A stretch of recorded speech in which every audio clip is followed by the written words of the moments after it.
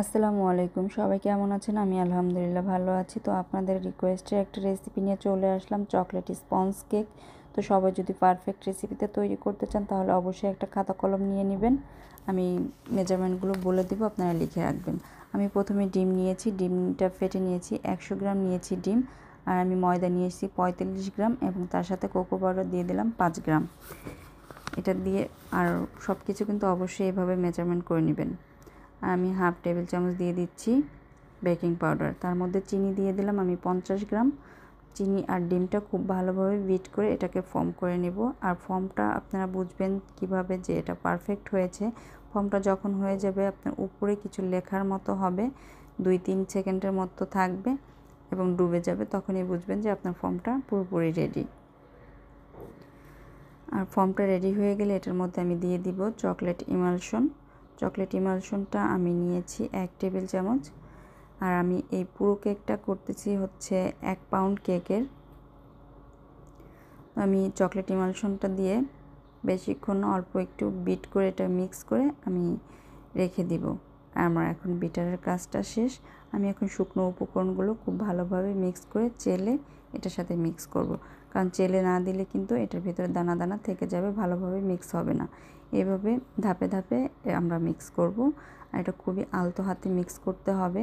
আর খেয়াল রাখতে হবে ওভারবিট যেন না হয়। ফোমটা যখন চিনিটা গলে যাবে তখনই আমরা বুঝে নেব যে আমাদের ফোমটা হয়ে গিয়েছে। আর এভাবে আমরা শুকনো উপকরণগুলো ধাপে ধাপে মিক্স করব।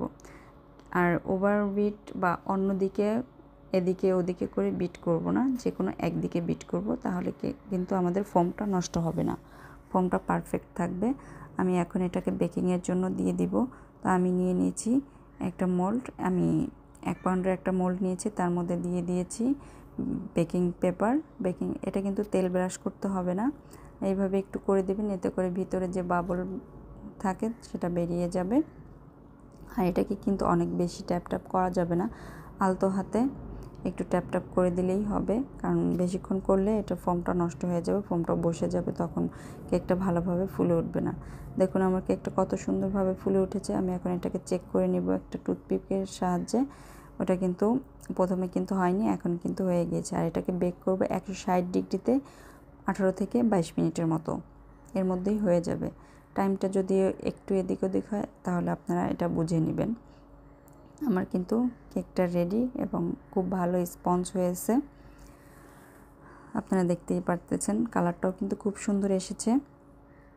আমি এখন এটাকে স্লাইস করে নেব। আর স্লাইসটা করবেন আপনার চতুর্দিকে, প্রথমে এটাকে একটা দাগ দিয়ে নেবেন আপনার কতটুকু সাইজ করবেন। আর 1 পাউন্ড কেকে 2টা সাইজ করলেই ভালো হয়, কারণ 3টা করতে গেলে অনেক বেশি পাতলা হয়ে যাবে। 1.5 পাউন্ড বা 2 পাউন্ডের ক্ষেত্রে 3টা-4টা করা যায়।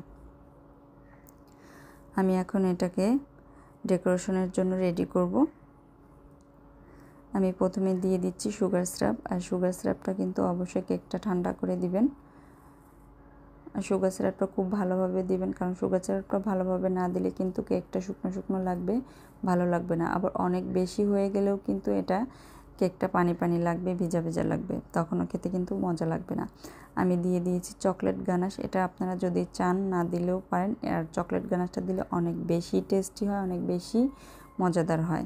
এই জন্য আমি চকলেট গানাশটা দিলাম, এতে করে একটু কস্ট বেশি পড়বে।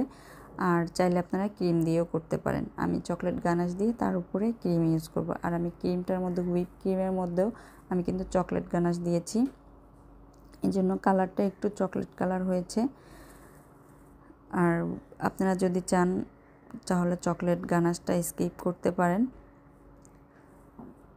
শুধু ক্রিম দিয়েও করে নিতে পারেন। আমি এটার উপরেও ভালোভাবে সুগার সিরাপ দিয়ে নিচ্ছি। আর সুগার সিরাপ চকলেট গানাশ দিয়ে ক্রাম কোটিং করে আমি এটাকে ফ্রিজে রেখে দিব আধা ঘন্টার জন্য। আর যদি আপনাদের এক্ষেত্রে কোনো কোশ্চেন থাকে সেটা আপনারা কমেন্ট করতে পারেন, আমি রিপ্লাই দিয়ে দেব। আর আমি যদিও বেকিংয়ে নতুন, আমার ফিনিশিংটা অত ভালো আসে না এখনও।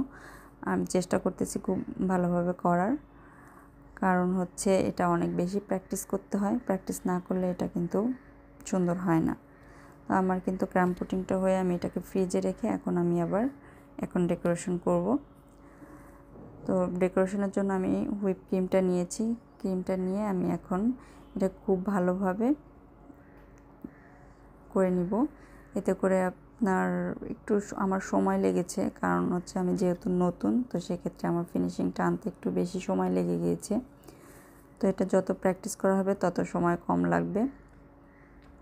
কেক কিন্তু খেতে দারুণ মজা হয়েছে, কারণ এটাতে আমি চকলেট গানাশ ইউজ করেছি অনেক বেশি।